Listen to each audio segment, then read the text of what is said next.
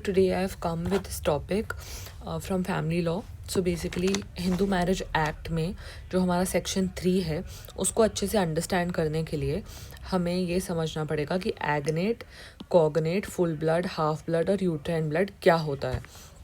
So I will explain it to you through examples. सो अगर आप हो आपके फादर हैं, उनके जो भी रिलेटिव्स हैं, चाहे एंसेस्टर्स हैं या कोई भी रिलेटिव्स हैं, वो आपके कौन होंगे? एग्नेट्स. जो भी आपके फादर के साइड हैं वो दे आर कॉल्ड एग्नेट्स. मतलब आपका उनके साथ जो रिलेशन है वो बीच में कौन है? फादर है.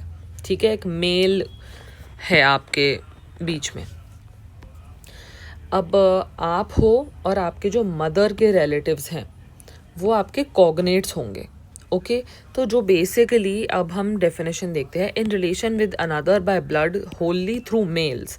तो अगर किसी मेल के थ्रू आपका किसी से रिलेशन है तो वो आपके एग्नेट्स होंगे. किसी फीमेल के थ्रू रिलेशन है तो कॉग्नेट्स होंगे. In relation with another by blood through females. And इसमें by blood is important.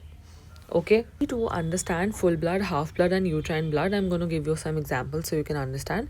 So basically अगर किसी के सेम सेट ऑफ पेरेंट्स है, राइट, दो बच्चे हैं, उनके माँ बाप सेम ही हैं, तो वो फुल ब्लड कहलाएंगे. This is very simple to understand.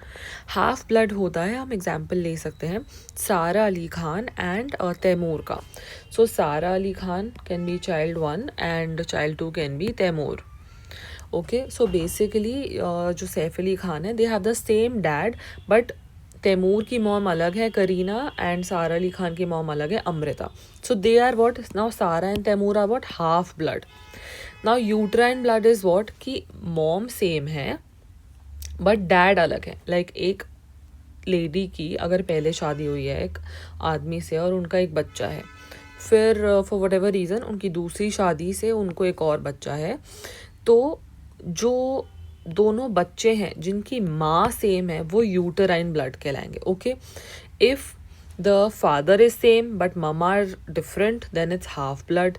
If the mum is same and dad are different, it's uterine blood. If both are same, it's full blood.